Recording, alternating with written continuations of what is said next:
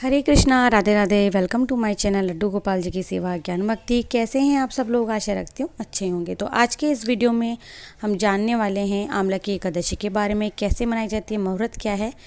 और इस एकादशी पर आप फाग उत्सव भी रख सकते हो अपने घर में। पूरा महीना फागुन का है। जी हाँ, बाबा शाम का मेला भर रहा है, बहुत बड़ा मेला भरता है यहाँ। तो आंवला की एकादशी 14 मार्च को यानी कि कल सोमवार के दिन है। जिस तरह से प्रत्येक एकादशी पर पूजा करते हैं उसी प्रकार से इस एकादशी पर भी पूजा होगी। फ़र्क सिर्फ इतना है क्योंकि ये एकादशी फागुन के महीने में आती है, शुक्ल पक्ष एकादशी है, तो ये जोर शोर से मनाई जाती है। आप इस एकादशी पर घर में फाग उत्सव भी रख सकते हैं, ठीक है। तो आंवला की एकादशी फागुन मास में आ रही है, तो भगवान जी के सामने रंग भी रखे जाते हैं, आंवला के पेड़ की पूजा की जाती है। तो ये जो भारतीय परंपरा है ना, इसका विशेष फल मिलता है इस परंपरा को अगर हम निभाते हैं तो। और सबसे बड़ी बात और है, सोमवार के दिन एकादशी का दिन यानी कि प्रदोष व्रत, तो ये समय बहुत बहुत बहुत ज़्यादा खास है। और आंवला की एकादशी का जो मुहूर्त है ना, वो है 13 मार्च को 10:22 से शुरू हो जाएगी और 14 मार्च को दोपहर में 12:05 पर समाप्त हो जाएगी। हरिवासर का जो समाप्ति का जो क्षण है ना, इसका समय है वो है 6:22 पर। और पारण का जो समय है वो है 15 मार्च को 6:39 से 9:02 तक, ठीक है। अब हम पूजा विधि देख लेते हैं। तो आंवला की एकादशी के दिन सूर्योदय के समय उठते हैं या पहले उठते हैं। जब भी आप उठें तो साफ स्वच्छ वस्त्र धारण करने के बाद में सुबह अपना पूरा कार्य आप घर का निपटा लें। इसके बाद भगवान विष्णु जी को आप यथा स्थान पर जहाँ भी आप पूजा करना चाहते हैं वहाँ पाटा रख करके विराजित करके और उनकी पूजा करें। आंवले के पेड़ की पूजा करें। मृत्यु के बाद में मोक्ष प्राप्त करने के उद्देश्य से तिल और जल के साथ संकल्प लिया जाता है कि भगवान विष्णु की पूजा करने के बाद में भक्त आंवला के पेड़ की पूजा भी करेंगे। तो इस पवित्र वृक्ष को जल अर्पित करते हैं, रोली, चावल, फूल और अगरबत्ती धूप बत्ती दिखाते हैं। इसके बाद में आंवला के पेड़ के नीचे ब्राह्मणों को भोजन कराया जाता है, प्रसाद वितरण किया जाता है और कहते हैं कि इससे ना रोग दोष शांत हो जाते हैं।